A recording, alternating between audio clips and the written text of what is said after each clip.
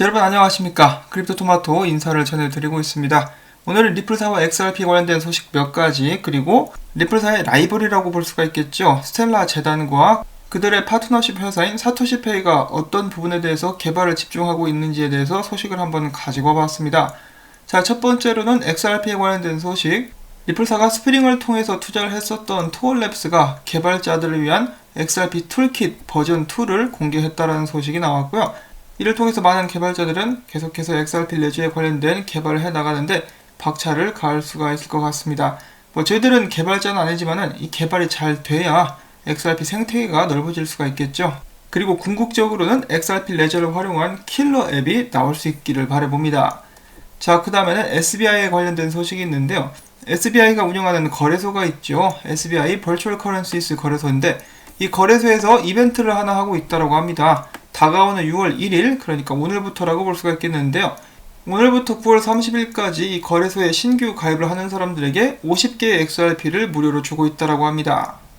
이렇게 해가지고 더욱더 많은 사용자들을 끌어들이기 위해서 노력을 하고 있다고 볼 수가 있는 것인데요. 부디 신규 가입하는 사람들이 50개의 XRP를 들고 팔지 않기를 바라봅니다. 자, 이런 모습들을 보면서 또 XRP 나눠주고 앉았네 라고 하실 분들도 계실 텐데 일종의 에어드랍이라고 생각을 하셔도 되고, 일단 이들도 거래소 프로모션을 해야 되니까요. 그리고 또한 더욱더 많은 사람들이 XRP를 홀딩할 수 있는 기회가 될 수도 있겠죠. 이런 것보다는 저는 개인적으로 하루빨리 SBI 홀딩스에서 머니탭에서 XRP를 활용하는 그런 발표가 나와줄 수 있으면 좋겠습니다. 실질적으로 활용되는 예를 더욱더 많이 좀 넓혀줬으면 좋겠고요.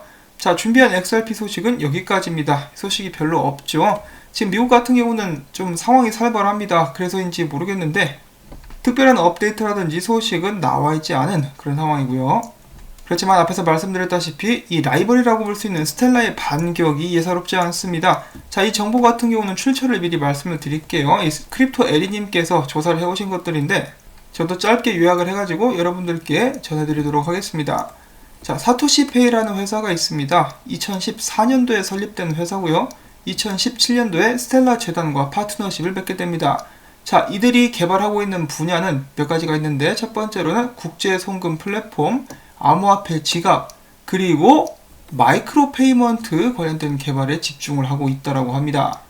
이 사람이 사토시페이의 CEO이자 창립자라고 볼 수가 있겠는데요. 나중에 기회가 되시면 이 영상을 시청을 하시게 되면은 자신들이 얼마만큼 마이크로 페이먼트에 집중하고 있는지에 대해서 이야기를 하면서 이야기하는 것을 들어보면은 이 코일이랑 거의 똑같습니다.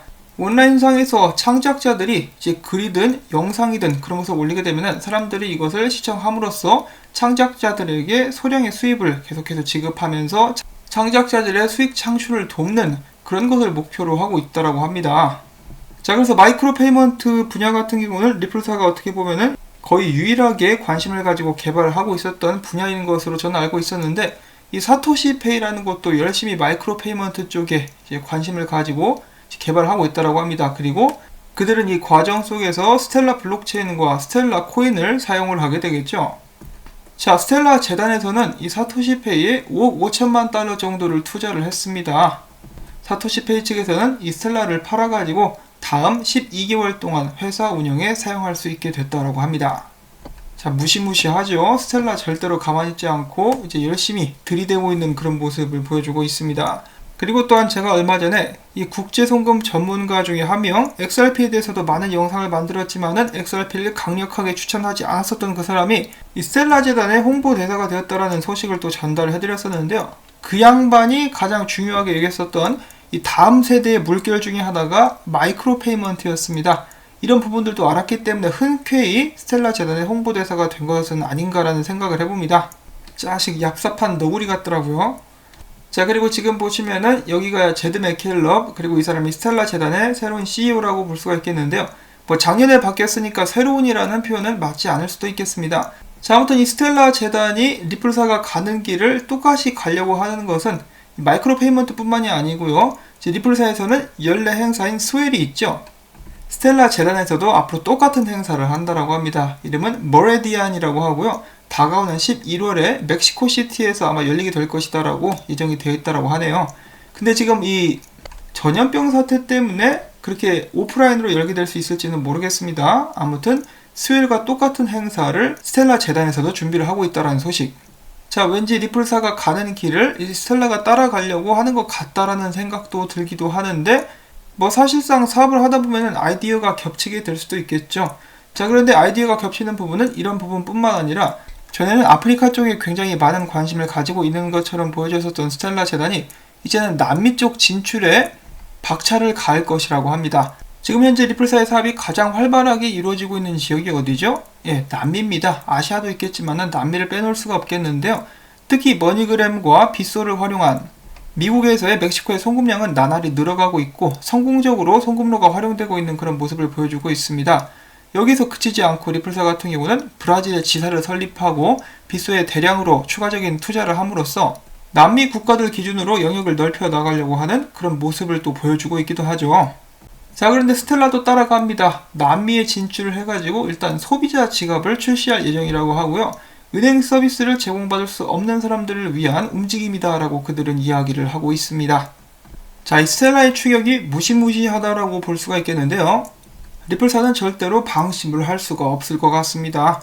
여러 개의 라이벌들이 계속해서 동시에 치고 올라오고 있는 그런 형국이라고 볼 수가 있겠는데, 스텔라 재단 같은 경우는 지속적으로다가 계속해서 개발에도 박차를 가할 것이라고 하니까 정신 바짝 차리고 계속해서 선두 자리를 지켜나갈 수 있도록 노력을 해야 될 것 같습니다. 자, 또한 이어서 스텔라와 리플사와 관련된 소식이 한 가지가 있는데요. 정보라고 볼 수가 있겠습니다. 자, 고마마라는 송금 회사가 있었습니다.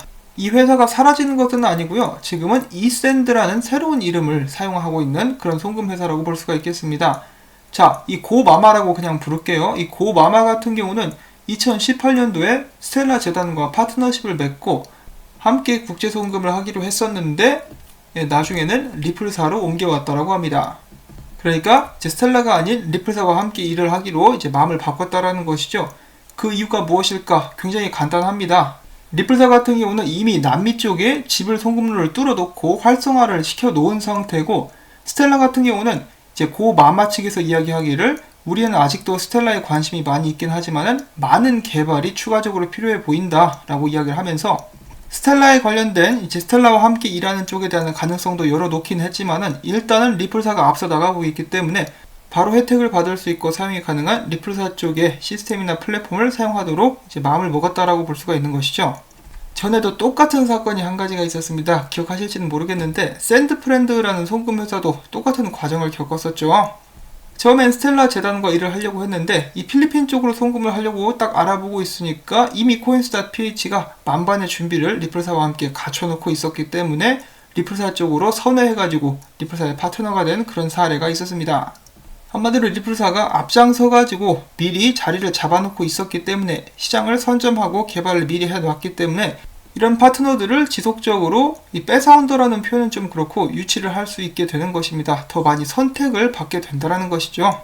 한국 속담에도 나와 있듯이 아침에 일찍 일어난 새가 더욱더 많은 먹이를 먹게 되는 법이 아닌가라고 다시 한번 생각을 해볼 수가 있겠습니다.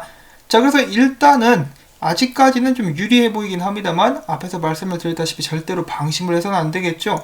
리플사가 뒤처진다라면은 이런 회사들 여기서도 나와 있지만은 스텔라에 대한 가능성도 열어놓고 있습니다. 마이크로 페이먼트 쪽도 스텔라가 계속해서 추격을 해오고 있기 때문에 정말 조심하면서 열심히 계속적으로 사업을 발전시켜 나가야 될 것 같습니다.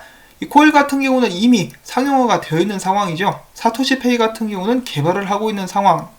앞서 나가는 사람으로서의 이점도 있겠지만은 이 뒤에서 개발하고 있는 사람들은 미리 나온 프로덕트라든지 제품들을 보고 추가적으로 연구를 할 수 있는 이점이 또 있기 때문에 최대한 다른 경쟁자들이 나오기 전에 자리를 꽉 잡아놓을 수 있도록 해야 되겠습니다. 자, 그리고 여러분들도 아시다시피 스텔라 같은 경우는 이 총 발행 물량을 절반으로 깎아버렸죠. 소각을 시켜가지고. 그래서 사실 가격 상승에는 더욱더 탄력을 받게 될 수도 있을 것 같습니다. 들어올리기가 더 쉬우면은 가격도 쉽게 올라갈 텐데 특히나 XRP 쪽에 더욱더 많은 개미들이 몰려있다라고 사람들이 이야기를 하곤 하는데요. 그래서 세력들이 이 스텔라를 더 즐겨서 펌핑을 하게 될 수도 있겠습니다. 그리고 스텔라 재단 같은 경우는 소송이 걸려있는 것도 없고 말이죠.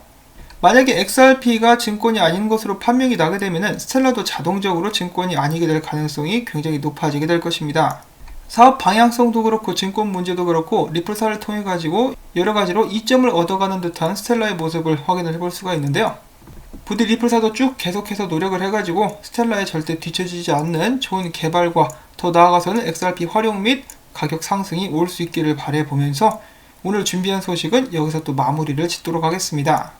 자, 뭐 그닥 좋은 소식은 아니었지만은 이 정보로 봤을 때는 조금이라도 도움이 됐었기를 바라며, 도움을 주실 여력이 있으신 분들께서는 토마토 밭에 물 한 번씩만 이렇게 쫙쫙 뿌려주시고 광고주 방문도 해주시면은 제게 정말 큰 도움이 되겠습니다. 자, 그러면 저는 다음에 새로운 소식 가지고 또 인사를 전해드릴게요. 안녕히 계십시오.